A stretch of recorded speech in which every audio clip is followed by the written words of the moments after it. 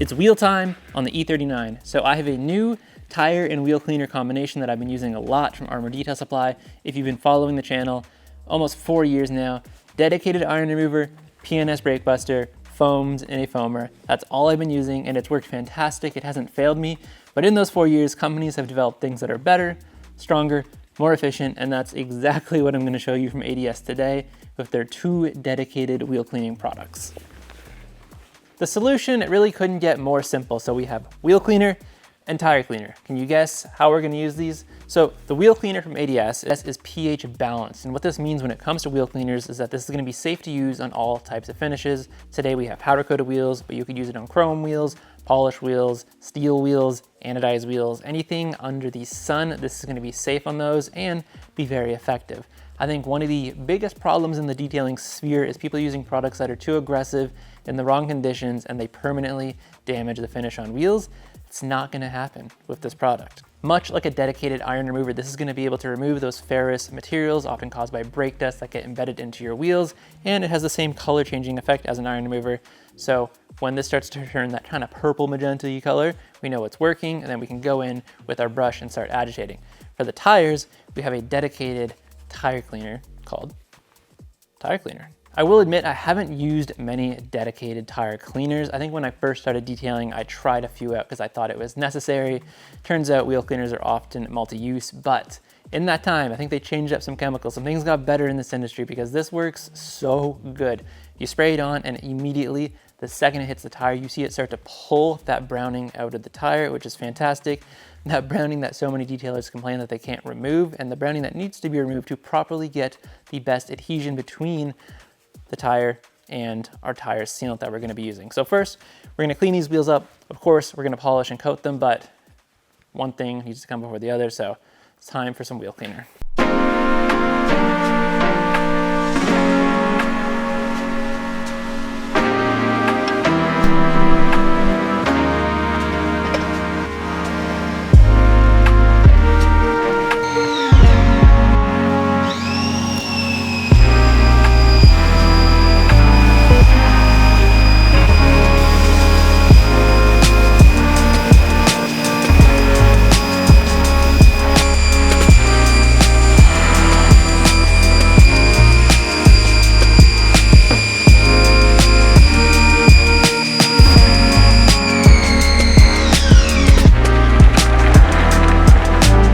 Wheel cleaning process is going to be super simple. So of course I rinsed it. That is my preference. I like to remove as much loose debris as I can. A lot of people do like to apply their product to a dry wheel because essentially the product is more effective because it's not getting diluted by the residual water on the wheel. But I think it's regardless going to be safer and easier to clean with it rinsed first. So I rinsed it. We're going to take Armour Detail Supply wheel cleaner and apply it to the front of the wheel and the barrel. I'm gonna let it sit for about 1 minute. This gives it just enough time to start activating, start working, and then I'll go in with mainly just a boar's hair detailing brush. I have every brush you can imagine in here, but when the wheel is off the car, it's pretty much just gonna come down to that single boar's hair detailing brush and then maybe some smaller ones to get in where the lugs go.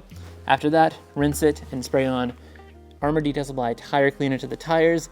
As I mentioned, this is gonna immediately start working and start pulling out all that browning on the tire. Let that sit, hit it with a tire brush, rinse that, check the work, make sure there's no dirty areas. If there's anything you need to go back and hit again, hit it, it's no big deal, but if not, move on to the next wheel. The links to these Armour Detail Supply products, as well as all these brushes, buckets, anything that's here is gonna be in the description below. There are coupon codes, links, everything you need to get set up and get cleaning some wheels.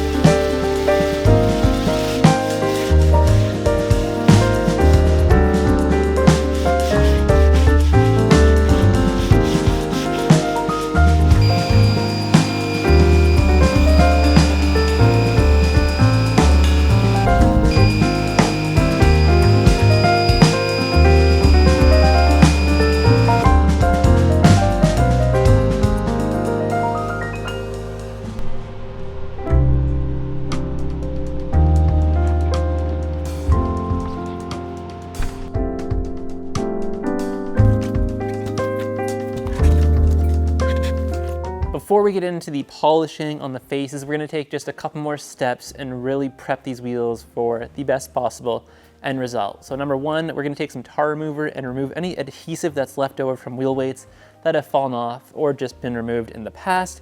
This is also gonna really clean up the barrel of the wheel because we're not gonna polish that. It's not a gloss surface. They're left like an OEM satin semi-gloss from factory. And then we also are gonna use the tar remover on the tires.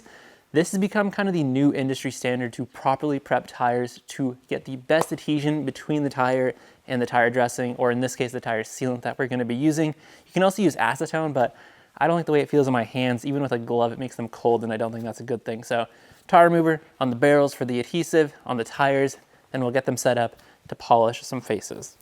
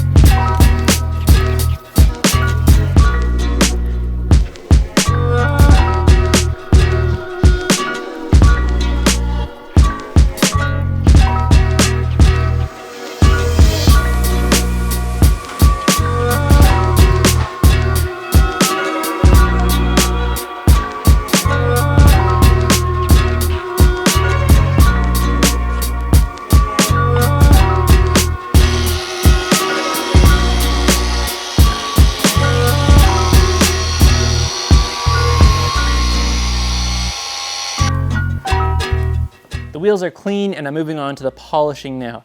So faces came out great. Barrels, they're super clean, but there's some bit of a problem with some of the adhesive. It looks like the faces were powder coated and the barrels weren't prepped, so that powder shot back into it, and a bunch of it covered the actual adhesive from the old wheel weights, so it's kind of glossy. And when you remove it, it goes down to bare metal, which is not ideal. Don't really want to do that. So The barrels aren't perfect, but because the wheel face is so complex, you don't really see it through the front anyway, so it's not a big deal. With the polishing, I'm using a microfiber pad on a flex dual action with Coach Chemi micro cut. These are powder coated wheels. It's much different than paint. There aren't really defects and swirls that I'm trying to remove. They don't really get that. All I'm doing with the pad is trying to deep clean the powder coat so that we get the best adhesion between the face and the ceramic coating that we're going to be using. There is going to be an improvement in gloss and finish, but it's going to be so small that you're definitely not going to see it on camera, but I will see it with my own two eyes. So I'm going to go through all four wheels, just the faces. The barrels, because it kind of got sprayed powder coat, they're like half of the matte finish, half semi-gloss. It's a bit weird, so I'm not going to polish them, but I am obviously going to coat them as well. So we'll go through this, get them looking good, and then I'll hit them with some Armour Detail Supply panel prep to neutralize the finish, remove any grease and oils from the polish, and we'll have some nice bare wheels to ceramic coat.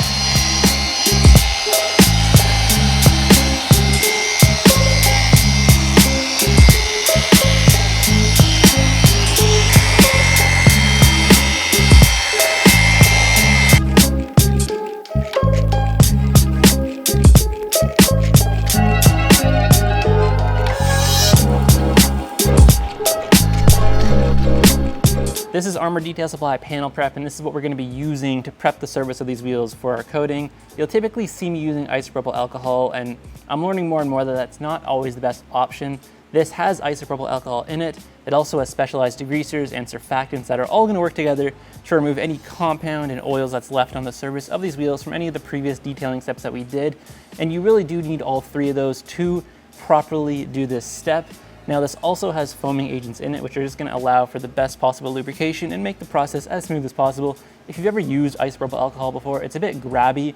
It does dissolve, or not dissolve, but evaporate, but it's a little bit sticky, especially under the towel. This is a lot better and allows for a much smoother application and removal of the product. So we're going to go through all four wheels, front and back, and then I'll show you the coating that I'm going to be using, which you guys already know what it's going to be, of course.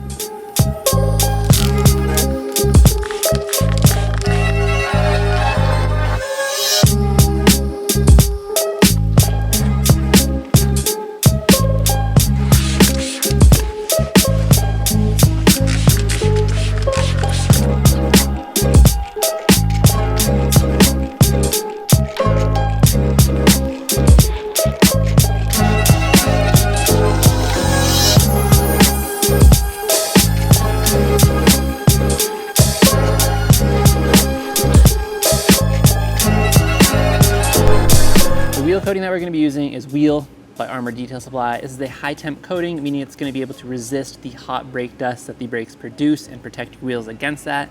It's meant to last about 15,000 miles or 1 year. One thing about ADS, their claims are extremely realistic, both with longevity and product performance, which I think is awesome. We need more of that in this industry. So what's included in the box? It's going to be real simple. It doesn't need to be much more than this. So we have our wheel coating in our bottle. Traditionally, you guys have seen this plenty of times. 30 milliliter bottle. This is our applicator brick, microfiber, green on one side, gray on the other, so you can know which side you have used. And then of course, the instructions, preparation, aftercare, everything you need inside this. There's also a QR code if you want to scan that and get to the website to read it there. The way we're going to apply this to the wheel is pretty similar to every other wheel coating on the market. We're going to take our microfiber brick, put about 3 lines on it to really prime it at the start, crosshatch pattern all over the wheel, making sure to get an even coat on all of it. Leave it for about 1 to 3 minutes, depending on the humidity of the shop or the garage that you're in. It's going to be quicker or slower. You kind of just have to feel it out. The first towel is going to remove about 95% of the coating, and then the second towel is going to remove that final 5% and really finish it out nicely. Make sure to check your work with light going in different directions to make sure there's no high spots, and then move on to the next wheel. When it comes to the actual barrel, I'm not going to do any leveling or any removing. I'm just going to apply the coating in an extremely thick manner. That way, there's the most protection possible on the back of the wheel. This process is a little bit, it's not for everyone, but when it's a wheel like this and you can barely see through these spokes, I prefer this. It just allows it to stay cleaner longer. Per se, if it was a 3-spoke or a 5-spoke wheel and you could really see that barrel, then I would level it out. But in this case, I'm going to leave it to ideally get as much protection out of the coating as possible when I can't necessarily reach all those areas during every wash. So we're going to work one wheel at a time, leave it for about an hour and do a second coat. I'm not gonna mention that. I'm just gonna work through the wheels. It's a bit of a boring process, but we gotta do it.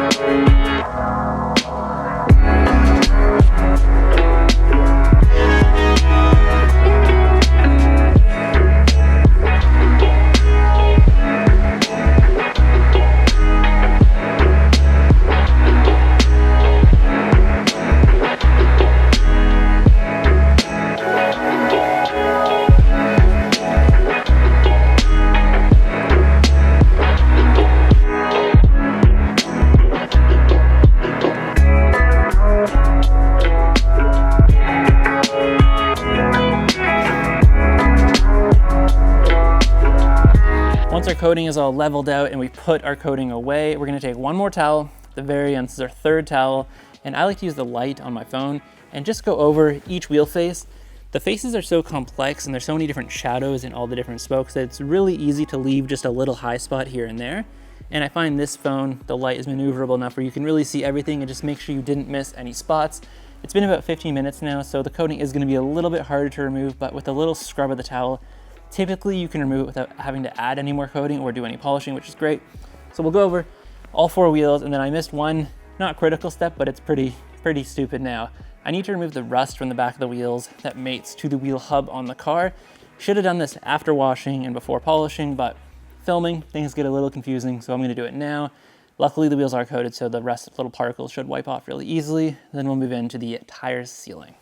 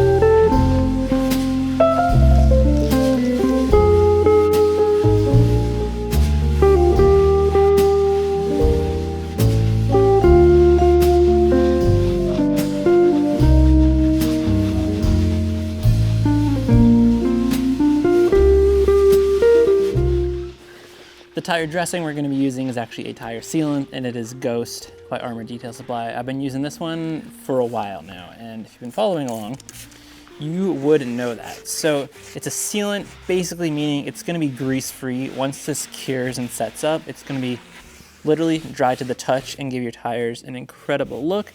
It also lasts much longer than any tire sealant, or any tire dressing, I should say, that I've ever used before in the past.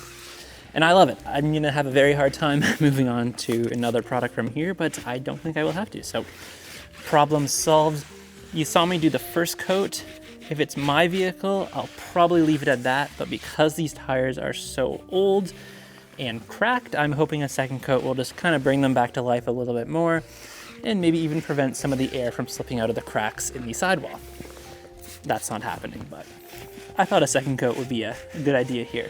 So I'm gonna finish these up, throw a couple missing valve caps on, and I'll show you what these wheels look like after everything we just did in this video.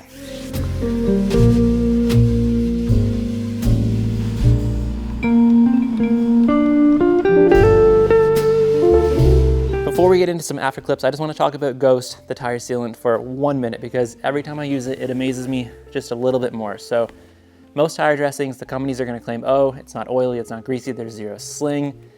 9 times out of 10, it's not true, and a lot of people are going to apply their dressings heavier than the recommended amount by the manufacturer, which is just going to lead to more sling and more greasiness. If you feel this, it's completely dry to the touch, absolutely zero transfer, not even like a little bit of sheen on my fingers from the dressing or this tire sealant. It's perfect. So when it comes to things like sling, sliding down the side of your vehicle, it's not happening. There's nothing there to sling. This is now fully bonded and ready to go. This is going to last months.